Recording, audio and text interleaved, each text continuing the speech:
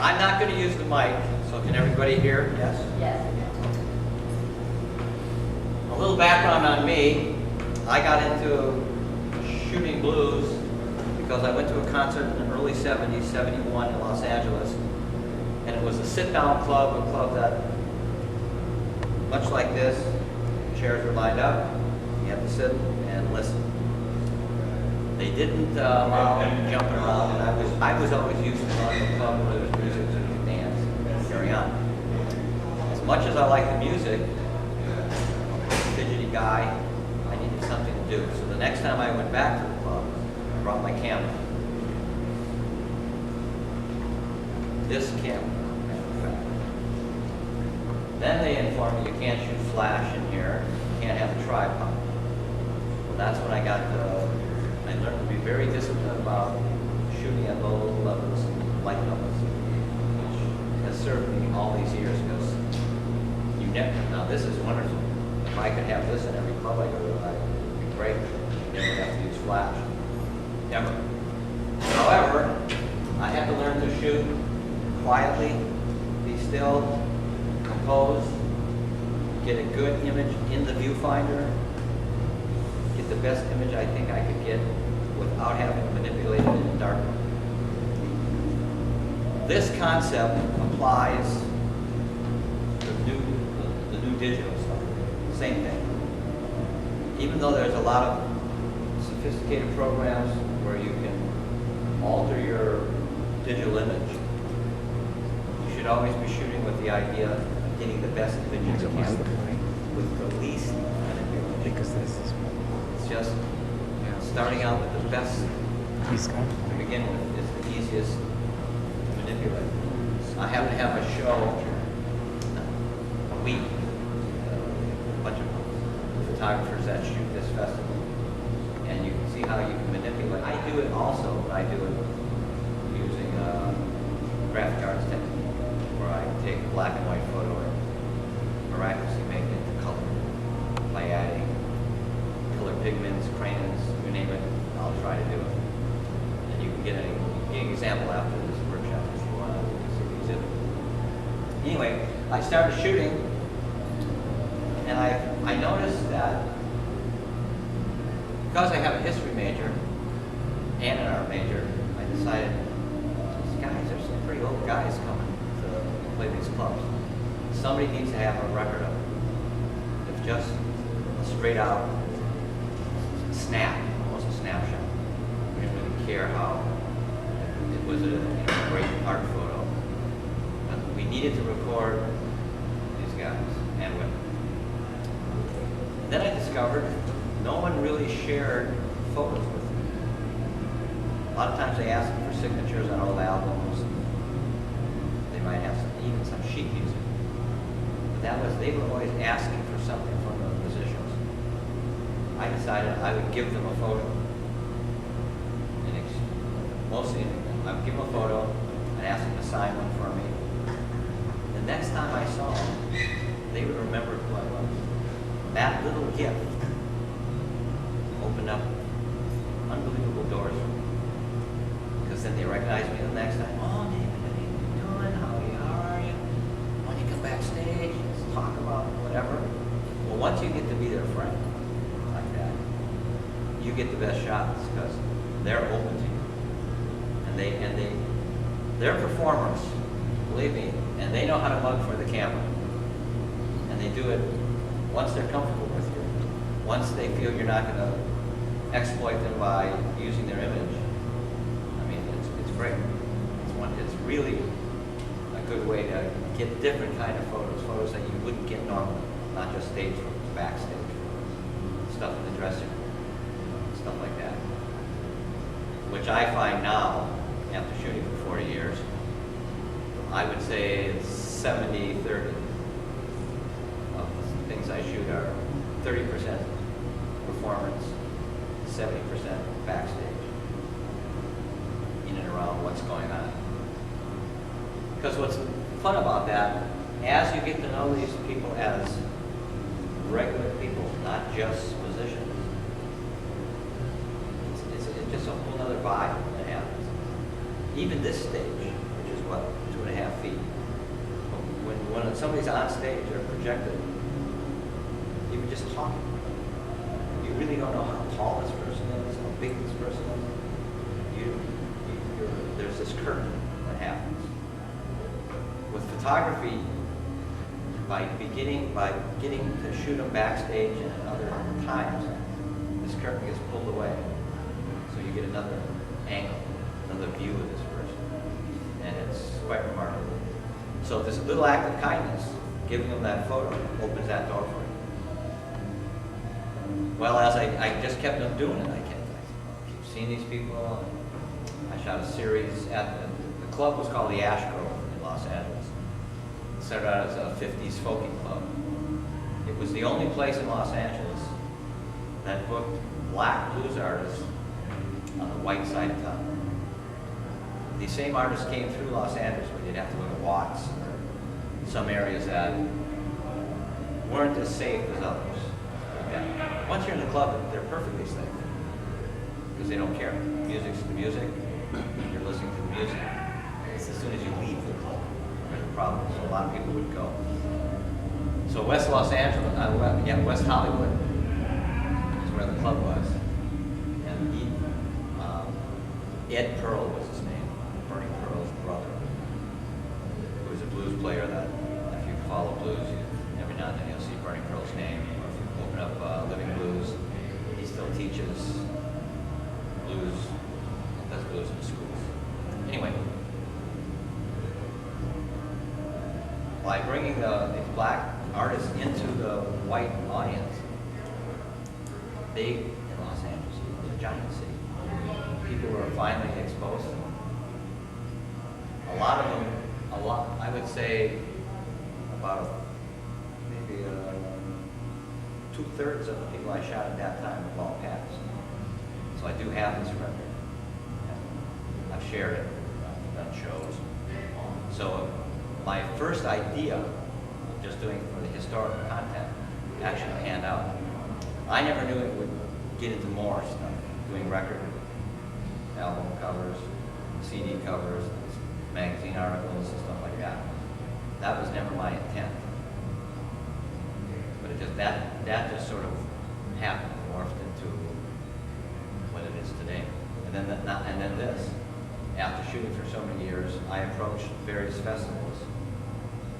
I said, look at your audience. Everyone's got a camera. Now, especially with cell phones, everyone's got a camera.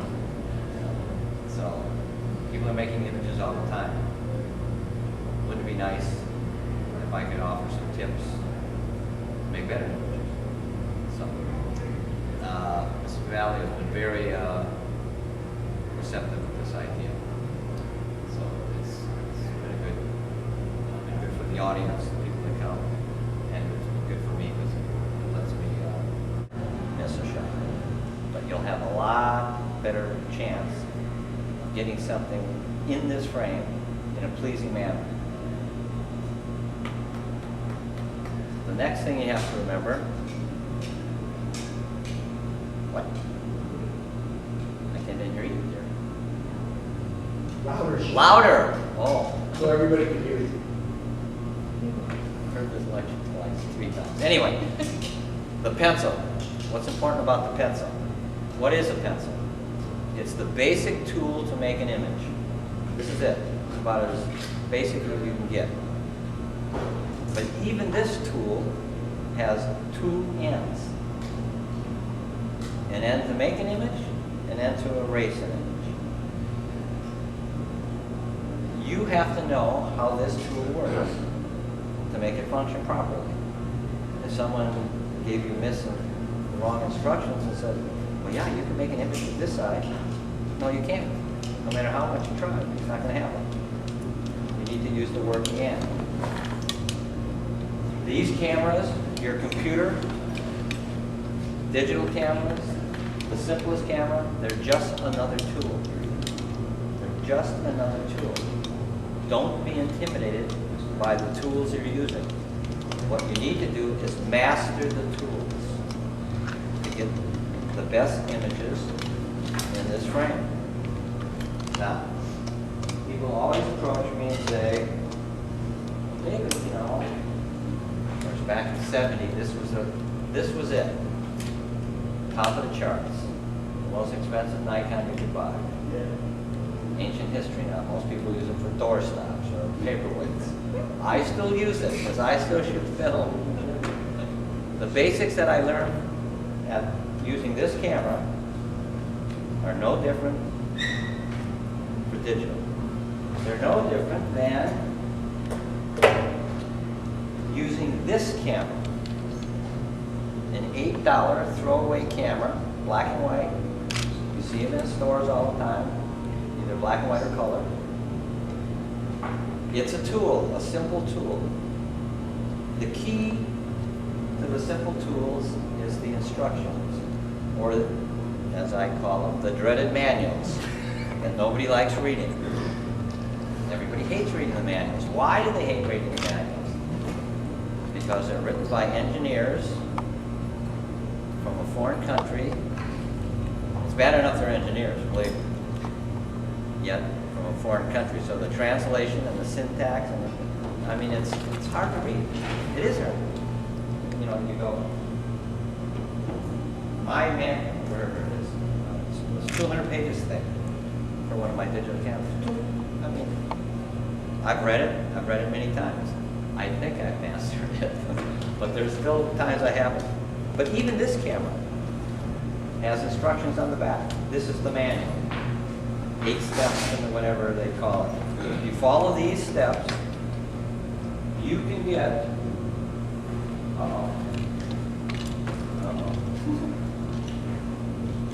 you can get a photo if I can find it. Oh, here.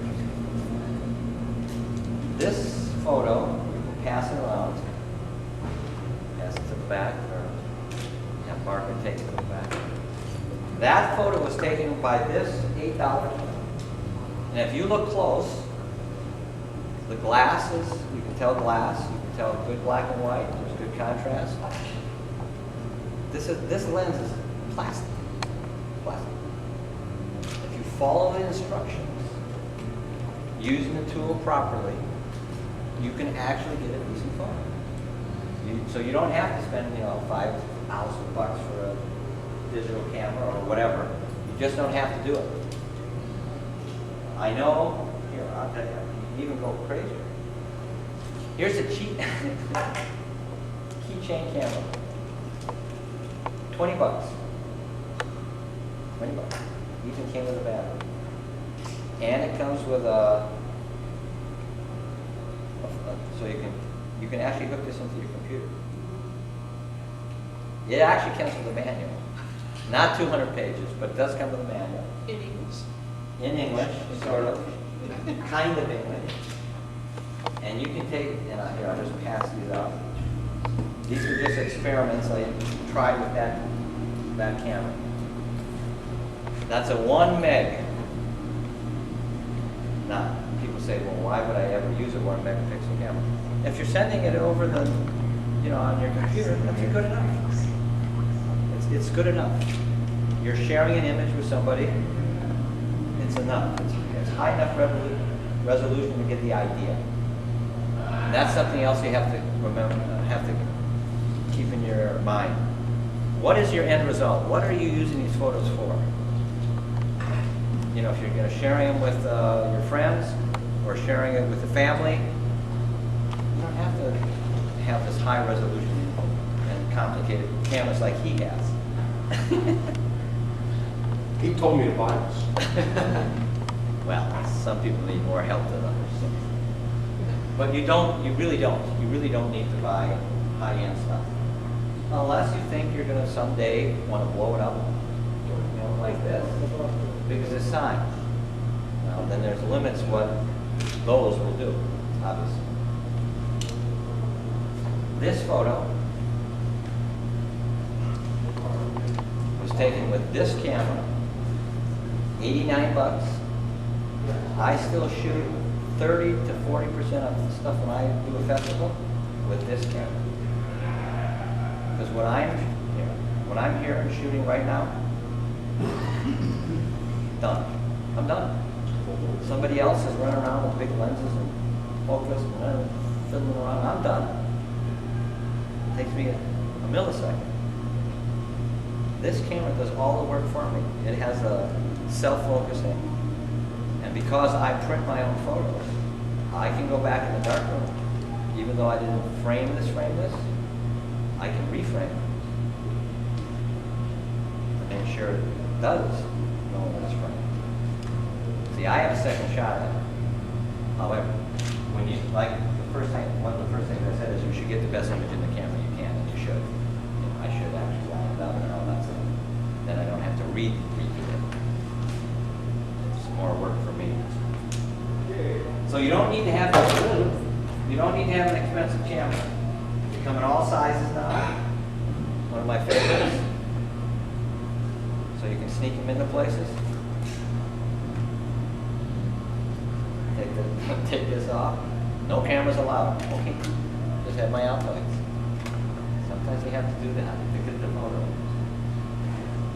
I'm not recommending it. What happens when they confiscate?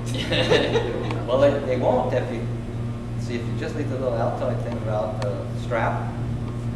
I see Altoids there. Yes. You know, the thing you can do with that is I shoot from my lap sometimes, so people don't know what I'm doing. Right, and you can, you know, I shot my cousin's bar mitzvah. They don't allow cameras in the temple, and I used that camera. Hell, it's going to hell. Clear. That a camera like that I could kind of hide and shoot. No flash. You know, you obviously can't use flash. Anyway, get out to the sheet. Good night, Margaret.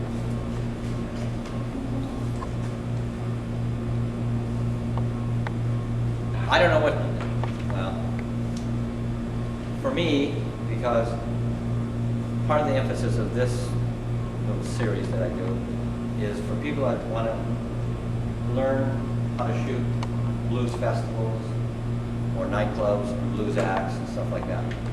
And part of it is just practical things. I call them the 5 Ps. One of my favorites. 5 Ps. You have that on that sheet, on that blue sheet, right? Yes. On Okay. the outline side. Huh? Right. Yeah. So you can follow. Well, what's fun about the 5 Ps, it really all still applies because for preparation.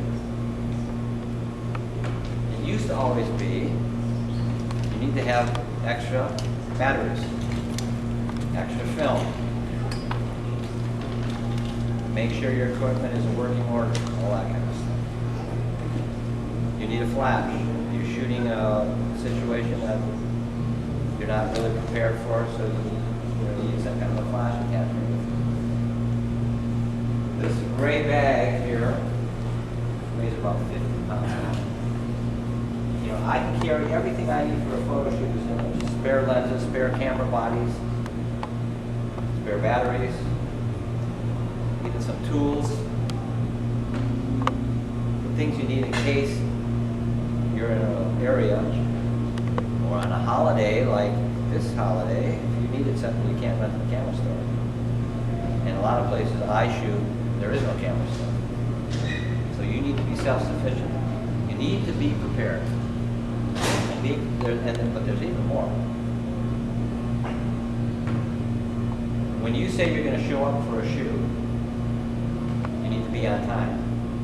They need to know, people need to know that you're dependable, that you will actually do what you say. Well, it's a pretty big clue if you're not on time. Who knows what else you won't do. That's pretty much the basics. Business cards. Who are you? Why are you shooting? Can I get copies? Be prepared to have a business card of some kind.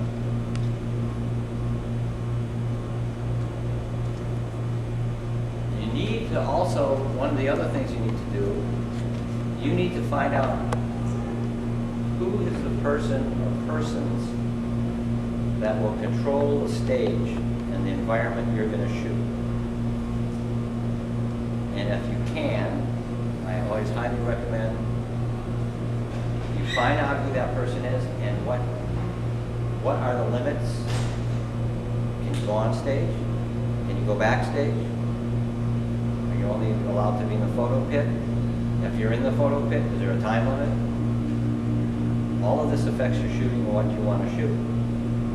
Now, I've been hired to go on assignments to do certain things at certain venues. Now, usually the person that hires me gets that clear. Not always, but gets that clear. And if you have any hesitation, then you need to contact those people so to make sure. Because it's pretty disappointing when you get on site and you can't do what you want to do. It's pretty frustrating. And it's frustrating for you, and it's frustrating for the people you're dealing with. There's too much tension. Tension isn't a good thing when you want to shoot. Because now you want to be left alone. So you can concentrate on filling the frame. It's really important. Practice. Now, especially with digital, it's really easy. You know, it used to be, you had to buy film, you had to get film developed if you didn't develop your own. So just learning about your camera, there was a fair amount of costs involved. Plus, if you're on a really tight budget, which a lot of people were, especially when they're first starting shooting, you're hesitant to just shoot away. Well, now with digital, it doesn't matter. That's probably one of the biggest advantages of digital. You can practice. If it doesn't come out, you delete it. So what? You can experiment. What are these settings for? After you, of course, read the manual, and you think you know what the settings are for, you can practice with the setting. And you can actually, well, if I put it on program, to tell you the truth, program, I would say 90% of the time you're going to get a decent image. The camera is smarter than us. It's sad but true. But then you can experiment with, shutter only, priority, all the different priorities it has, all the different tricks it can do, converting things from color to black and white. You can shoot sepia, but you can't find out about these things unless you use them and experiment with them. Different ASAs or different speeds. And experiment. Just keep practicing shooting. Now, what do you shoot? You shoot the stuff you like. You shoot the stuff that's around your house. Simple things. And what's good about shooting things around your house, you can shoot in different light conditions in the same spot. So you can see how your camera reacts on these different settings. So when you get into that situation, in the field or wherever you're shooting, you'll be familiar with, oh yeah, this is what it looks like when the sun is low down at this angle, the golden angles, early in the morning, late in the afternoon, not the high when the sun is way up there and burning your eyeballs out and burning everything else out. So you get to learn that. But you also know how your camera can react to that. And there's settings that can compensate for some of that stuff. Same thing with nighttime shooting. Your camera, the manual goes into a pretty lengthy explanation of how to maximize nighttime shooting. And it's kind of confusing, actually. However, if you read it and practice and experiment, it becomes second nature. And the reason you read the manual, and the reason you try to learn about the camera, the reason you want this to be second nature is your task, remember what it is? Filling the frame. If you have to think about all this other stuff, it detracts from this. You miss the shot. You need to be concentrating on the shot, filling the frame, not how your camera works. In the old days, when I'm still using film. When I first started using film, I started using film at different speeds. Shoot 100, less grain, clear photo. Then I started thinking about this. I said, I can't remember which film I have in there. So I decided I would shoot everything at one film speed. So everything I shoot at 400. I never have it. The manual goes into a pretty lengthy explanation of how to maximize nighttime shooting. It's kind of confusing, actually.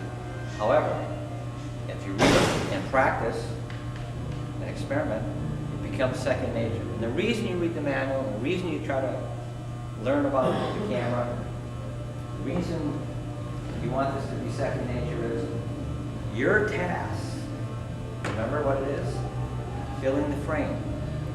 If you have to think about all this other stuff, it detracts from this. You miss the shot. You need to be concentrating on the shot, filling the frame, not how your camera works. In the old days, when I'm still using film. When I first started using film, I started using film at different speeds. Shoot 100, less grain, clear photo. Then I started thinking about this. I said, you know, I can't remember which film I have in there. So I decided I would shoot everything at one film speed. So everything I shoot at 400. I never have to think about it.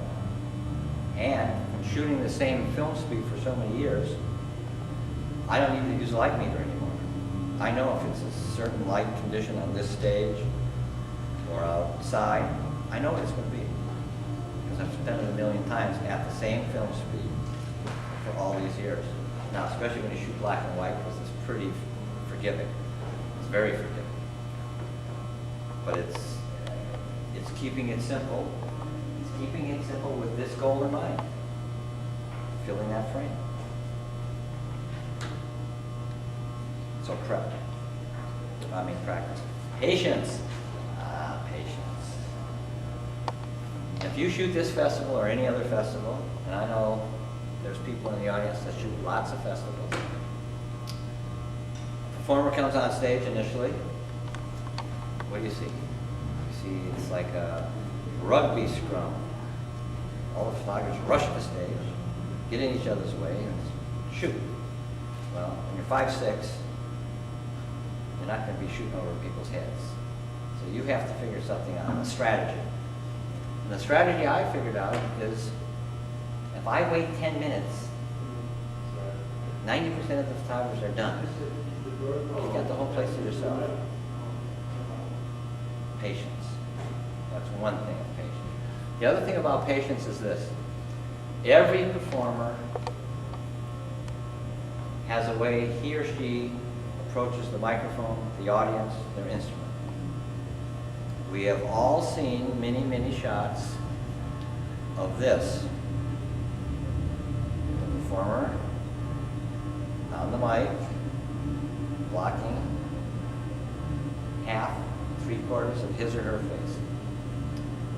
That same performer, if you watch them, will have a pattern where they put the mic away, they stand away from the mic, you get the full face. Or you can anticipate them coming back and taking the mic away. It takes a little bit of patience. You have to watch what's going on the stage. Now, I'm so geared to watching through the viewfinder and composing for the frame, in the frame. And the Nikon, it's about a 97% of what you see is what you're going to get. So it's pretty accurate. I know the backs of the digital are also fairly accurate. The viewfinders aren't quite as accurate. But you need to look and watch what's going on. Now, a little problem with some of the digitals, unless you have the better digitals, the bigger ones, through the lens, there's that delay factor, which drives everybody crazy. It drives me nuts because I'm used to not using that. And you know, the Nikon is when you press the button, it happens right then. But with some of the digital, there's a little delay. The more expensive cameras, even though I said equipment doesn't matter, there is some advantage to more expensive equipment. If you're, you know, certain cameras, you can't get the, in low light conditions, you're hampered. If you're using, like Eddie's camera, you don't have to worry about it. It's fast enough, the lens is fast enough. He could probably shoot most conditions without a flash. And that does come into play because there is places, there's venues I shoot that no matter what, you can't use a flash. Not for the first song, not for the second. You just can't use a flash, period. So equipment can make a difference in some cases, but not for composing and not under the right conditions. It's not just this. Again, you saw what you can do with very inexpensive equipment. It's possible to get an image.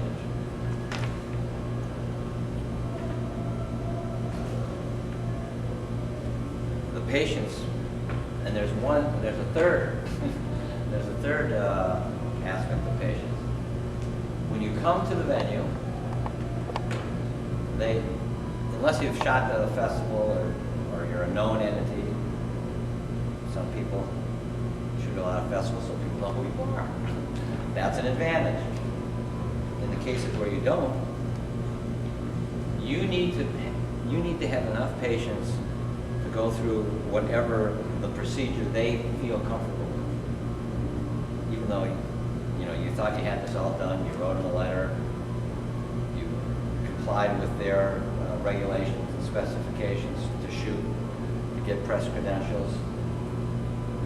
Well, you show up and it's like somebody who's never heard of you, somebody that somehow was out of the loop. It can be frustrating, but if you have enough patience, you usually can work it out. Patience. One of the important P's. Persistence. This almost goes hand in hand with this, what I was just talking about. You need to write somebody, you need to find out what the rules are. I don't like to use the word pushy, but some people might translate it as being pushy. And sometimes you have to get your point of view across, what you want to do, especially if you have an assignment. Some entity is assigned you to do a certain task. Oh no, we don't allow that here. Well, you have to somehow convince them, so you need to be persistent. But persistence also goes hand in hand with working with your camera. Practice part of it. You need to constantly upgrade your skills and be persistent in your pursuits, really. It's the easiest way. Another P, pursuits. I have to add another P. And probably the most important one, and the one that'll serve you the best, is the last one, politeness. Even though you're going to be persistent, even though you want to get what you want to get, even though there may be a snafu when you get to the gate, and things are going terribly south, you probably can overcome almost all of that by being polite. And the politeness came in when I first started about giving the artists photos for them to take and share with them. That's one of the that's being polite for the performer. Another one is the issue of flashing in small venues. Even if they allow flash, keep it to the minimum. I know if you have to, you have to. And you try to explain it to them, I won't do it during a slow song. I'll do it when things are happening. Maybe I'll shoot it between a song while you're, doing whatever you're doing, but not during this performance per se, to break the mood, especially if it's a small club, a slow, somebody's doing a ballad, slow, and some bang, bang, bang flashes are going on. It's not polite. You have a job to do in many cases. So it's a balancing act. It's tough. I've only once or twice if somebody got really mad. You get irritated, but that's where the persistence comes in. It's okay if they're irritated. Irritated is all right. Mad isn't good. So it's a fine line. It is a fine line. I've been doing it 40 years. I've only been denied of all the shots one time. And someone said, that's it, you're done. Once. It's a pretty good track record. I'm not saying people weren't mad at me in that 40 years, because they were. But they let me come back.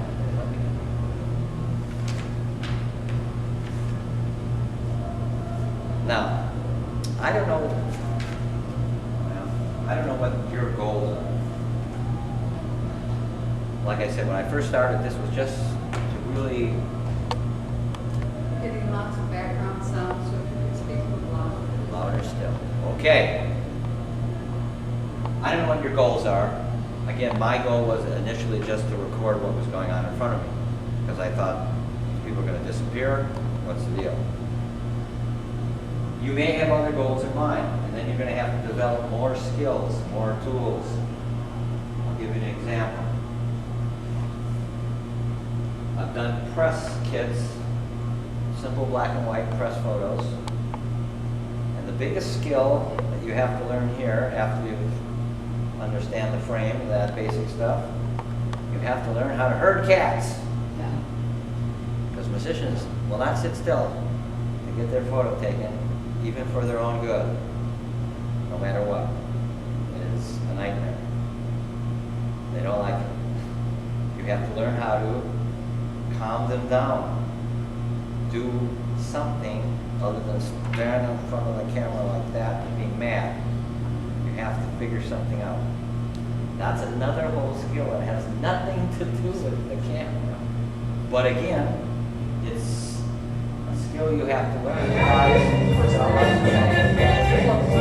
to do this so you can fill the frame. It's always back to this. This never ends. So you have to develop that skill. If you do any work for magazines or print magazines, who knows? They may be a thing of the past. They may be going. It might be all online. You know, there's cost, printing, this, that, shipping, mailing, just the whole deal. If you want your work to appear in a magazine, especially in the days of Blues Access, which is now Kerry Wilson, it just got a financial burden for him, so enough of this magazine. I suggested that they should do an issue, Women in the Blues. He said, that's a good idea. Write it. I said, we can keep going. I do the photos. I'm not a writer. I'm not a writer. This is not what I do. Oh, no. I think you should write it. Send it in if you want it published. Okay, so now I got to learn how to be a writer. Okay. Well, of some kind. Now, I was lucky. Most of it they actually used, which I found amazing since, you know, I barely got through high school English. So I was amazed that they used it.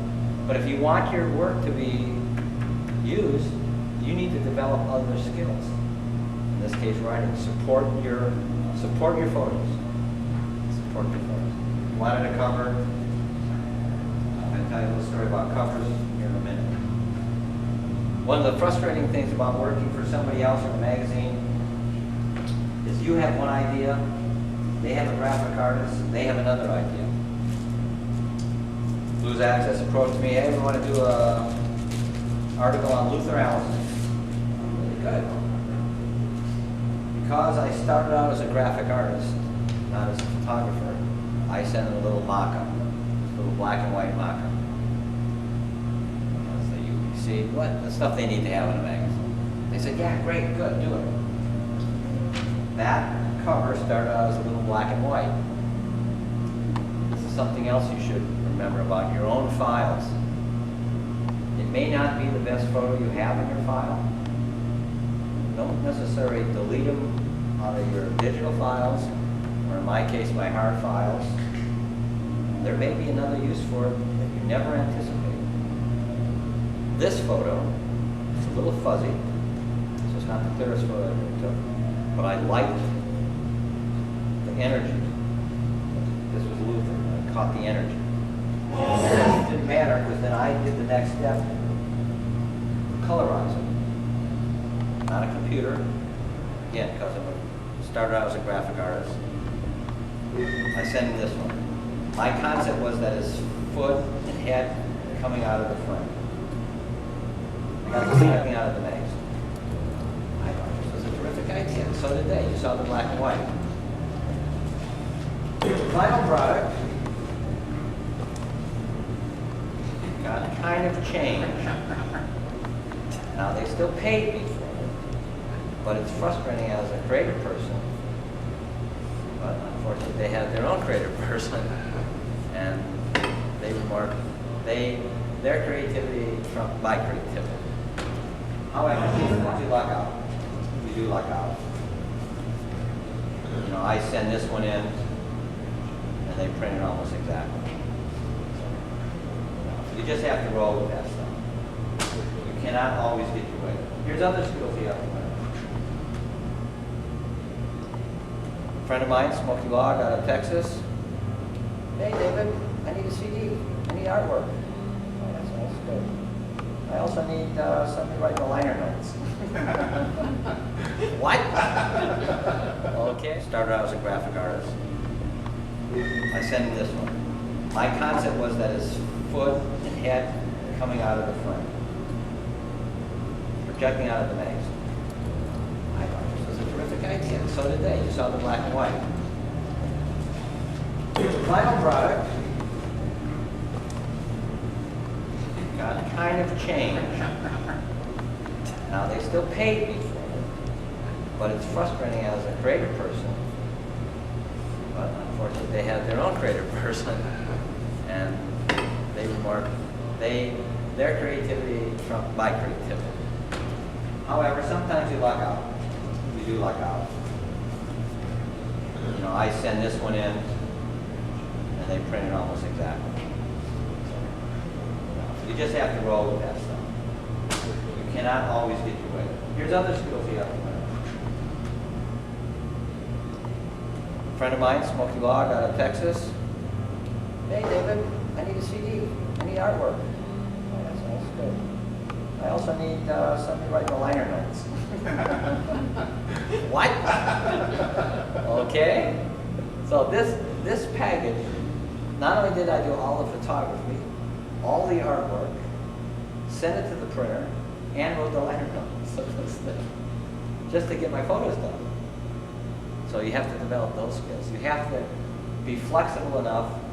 If you're asked for extra stuff, give them extra stuff. You're going to start producing also? Yeah, that's next. Another example. People from Johnny Copeland called me, hey, I saw some photos of your stuff somewhere. Send them to me because we want to use them for a CD. I didn't know which ones they were talking about, honestly, because I had a lot in my file. In 1989, or the first year I went to this festival, 88, Copeland played, I shot this photo. This was slides at the time, of course, no digital. And I shot 3 different photos. And I said, I'll just send these along. These were not the ones they were talking about. They were talking about newer ones. They ended up using them. That's when I learned you cannot anticipate what people want. You can't. It's impossible. So now, especially now with digital, you can send them a whole bunch of stuff. They can review it. They don't like it. That's the end of it. It was a little more expensive if you had to send them slides or get things reproduced. It was just more costly. But in the long run, because you can't anticipate, you should send more. You should send stuff that you really don't know if they're going to use it or not. Because there's no way to tell. It helps your chances of getting published. David, do you think that there's any difference between sending photos and sending people photographs as opposed to sending digital files? No. Not now. There isn't now. No. Because in previous days, you wouldn't send people negatives.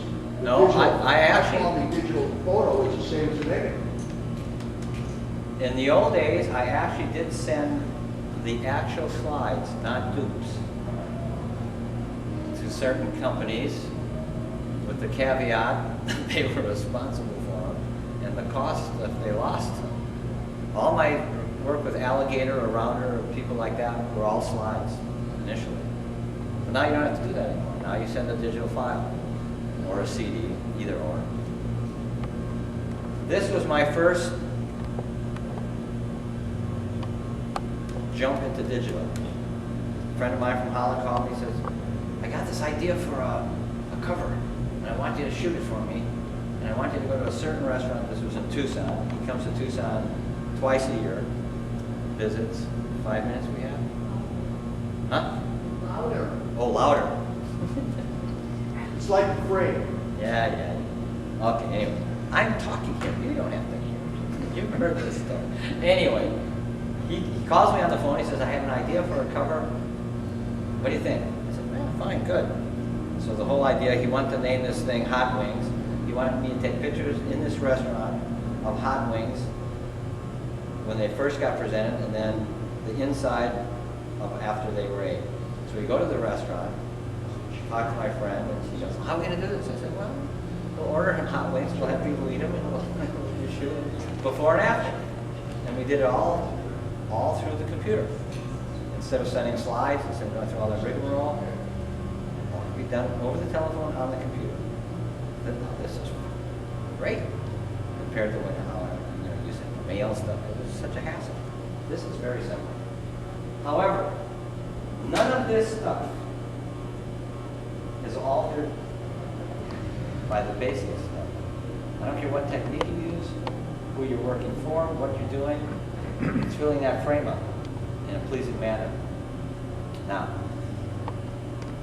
before I go on, is there any specific questions so far about anything I've said, or questions you have about shooting blues for concerts, shooting blues for publication? I have a question. Okay. If you're gonna do a press kit, do you do your first work or magazine, or do you do it, pro bono, and then, or do you charge right up front, or how do you, how would a person, not you, but No, me, I'll tell you me. someone trying to get into it? Well, when I first started shooting, I was approached by Alligator Records, Bruce Iglar. Hey David, I like some of your images, you want to use them for, whatever. Oh, that's nice, Bruce. We don't want to pay you. Can't use them. I said, if you don't put any value on your work, they won't put any value on you. Right. So I always started out, and I wasn't published. I sold a few photos, but I wasn't published. Nobody knew who I was, really. Most people still don't know who I am, but anyway. Finally, Bruce approached me and said, I need pictures of Charles Brown. I said, well, I have photos of Charles Brown, and we'll pay you. Took me 2 years going around in that circle. That's the good news for me. The bad news is many photographers, especially with digital now, many photographers don't care if they get paid. They have these digitals, they shoot. The record companies, Bruce does it this way now. He sends an email out, dear photographers, I'm looking for images of so-and-so. He does state in his email, of course we will pay you. I have no idea what he pays anymore, but at least he will pay you. Many of the companies will not pay you, but a lot of people don't care because they just want their stuff published. They want to see it on a CD cover. What about performance? About the what? Performance. What about them? About giving your images, sending a batch of digital images to performers and saying, hey, I'd like some of those. What do you? They want Yeah. pictures from you? Digits, yeah. Well, depends what their use is. And I've given away thousands of images. Not pictures. No, yeah, I've given away Negatives or digital? not negatives. So that's, I mean, that's I what never I'm give saying. my negatives up. Okay, so you give a digital file, it's the same thing as a negative. No, there's digital stuff you can send that you can protect. Low resolution. Well, there's other ways to do it, but you can't protect it. And if you're sending something out that they can reproduce, and you're telling them not to reproduce it, technically they can't. That doesn't mean they won't. Because I've had stuff even before digital. I've had stuff showing up, posters for blues festivals using my images. Gee, that looks familiar. I said, that looks like something I shot about 2 years ago for so-and-so. And bingo.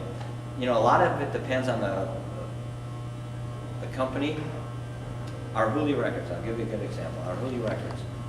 I shot stuff of Omar Sharif or Dave Alexander, however you want to call him. He calls himself Dave Alexander. No, I get it. Anyway, I shot an image of him and very distinct because he wears these suspenders that look like piano keys, black and white, you know, the whole thing.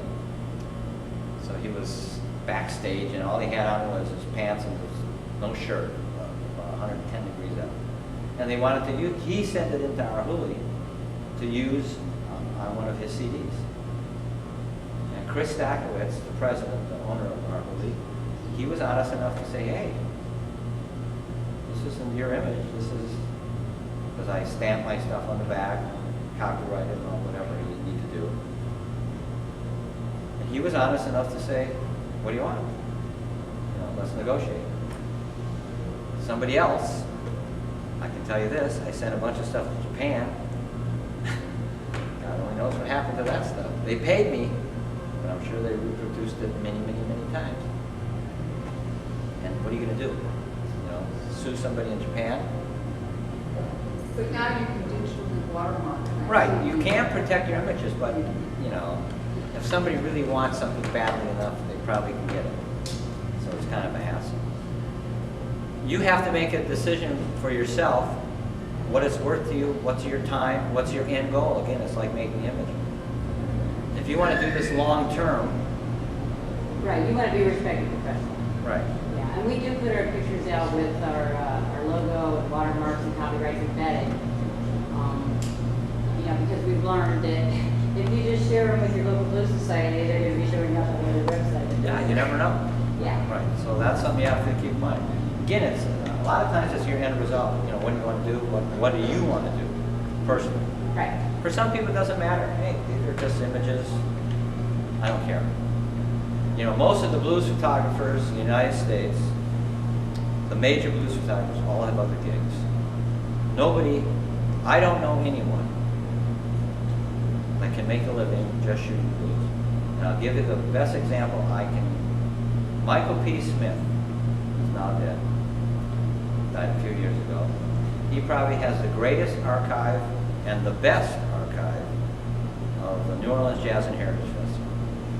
I went there in 89 or 89 or 90. And I sat down and talked to him. I said, wow, you got these books. This is terrific. Your stuff is fabulous. I said, you make, you know, how much you making? I said, making?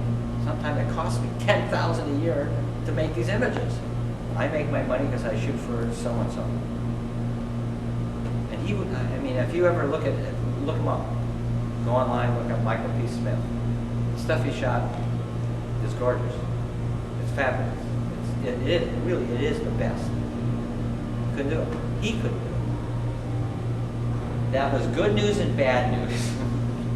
The good news was I wasn't going to be so frustrated with myself why I can't make a living shooting blues. If he can't do it, it can't be done.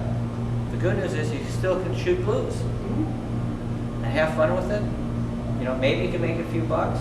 Maybe you can turn it into a magazine, an online source.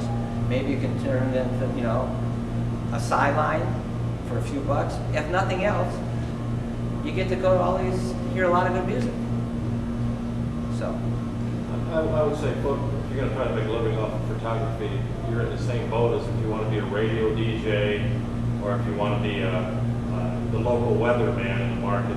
You've got 50 other people at any given moment who want to take the job for less money or no money. For no money. Right. No So, money. I mean, if you're going to try to make a living being a photographer, it's a tough. It's It's almost- as hard as making a living being a musician. Right. It's very tough. That's why a lot of you know, because people do ask me that. What kind of relationship do you have with your musician? Well, for years and years, and still, I do the same thing they do. I travel in by car. Which means you have your butt in the seat for hours and hours and hours at a time, eating at bad restaurants, dealing with crappy traffic to get to a gig. The difference between those guys and me, they're actually getting a payday when they get there. Right.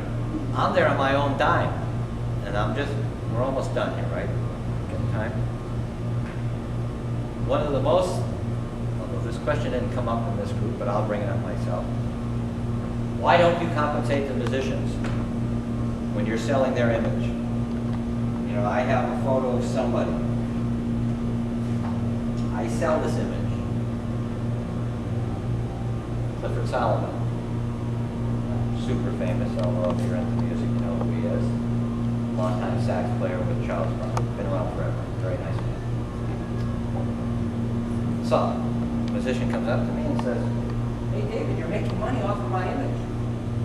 What's the deal?" And I tell him this. When you're playing music, you are the artist.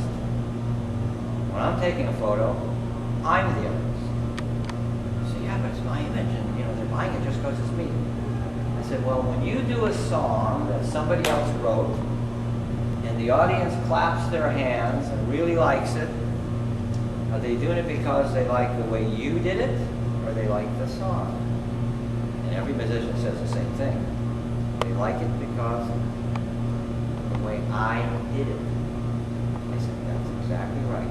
That's why they're buying the photograph, because they like it the way I did it. I'm the artist. Now, that 99% of the guys get that. And they get it. They say, okay. There's always a few that go totally nuts and say, well, I don't care. I said, okay, I tell you what, I will cut you in if you'll help me with my expenses. Then, believe me, the conversation goes absolutely silent.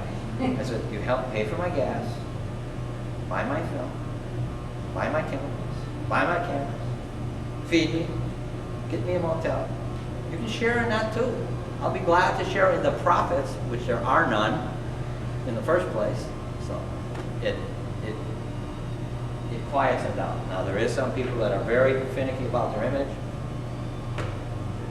And there is some people, like Stevie Ray's brother, who has the rights to all the Stevie Ray images. And technically, Even a public venue? yes, you can't sell his image. However, you can, still by the United States laws, you can. I have an image in that show. That's still considered art. What you can't do is take one of your photos and put it on a t-shirt or a coffee mug. They're on you. They're on you right away. So there is a line there someplace. I can sell individual images of anybody. I'm the artist. And this, I know it's really for most people, they don't care. They really don't care. They know you're not. I answer, the other thing I say to people is this.